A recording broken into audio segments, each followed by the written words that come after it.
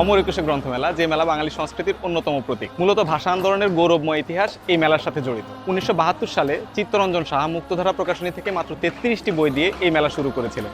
সেই থেকে এখন পর্যন্ত সময়ের সাথে এই মেলা অনেক ব্যাপ্তি ঘটেছে। চলুন আমরা মেলার মাঠ থেকে ঘুরে আসি কেমন চলছে আমাদের শেষ সময়ের প্রস্তুতি।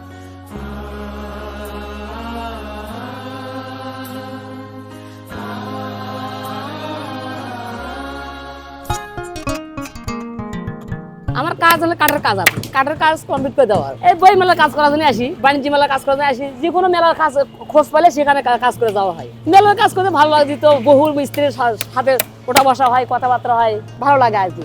এটাতে আপনি স্টলের সাইডে বেড়া হবে, এটাতে আপনি অন্যান্য ব্যাংকে এরকম কাজ করে এরকম আমরা সুযোগ সুবিধা পাই না, এবার যেরকম সুযোগ সুবিধা পাচ্ছি। কাজের ক্ষেত্রে দিন 24 ঘন্টা একটা লেবার যখন কাজ করে, তাদের থাকার ব্যবস্থা, পোশাকখানা, ওয়াশরুম, এসবগুলো আগে থেকে অনেক সুবিধা, সব কিছু আগে সুবিধা হয়।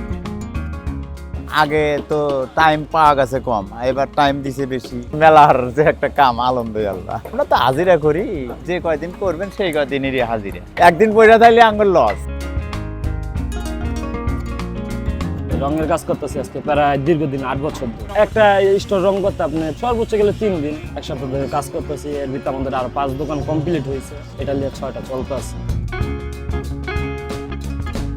ঐতিহ্যটা ধরে রাখছে ককশিটের, যে আর্টিস্টের যে মূল্যায়নটা সবাই তো এখন বোঝে না, সবাই এখন ডিজিটালের দিকে চলে গেছে। সবাই দেখা যায় ডিজিটাল প্রিন্ট লাগাচ্ছে, অনেকে এই পুরনো ঐতিহ্যটাই ধরে রাখছে আর কি। ককশিট, হাতে লেখা, এই বাংলা একটা কালচার, এই জিনিসটাই ওনারা মনে হয় প্রাধান্য বেশি দেয়।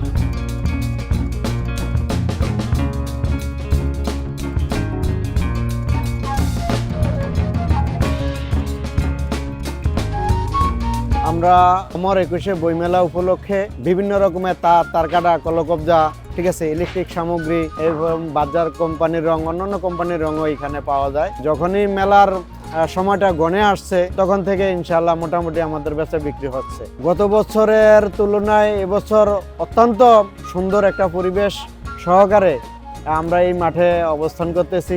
গত বছরের চাইতে এবছরও স্টলের পরিমাণ আরো বৃদ্ধি পেয়েছে। আমরা প্রতি বছরই আমাদের বাচ্চার জন্য বা নিজেও পড়ার জন্য আমরা প্যাভিলিয়ন থেকে, বিভিন্ন স্টল থেকে 2-4টা বই কিনে থাকি।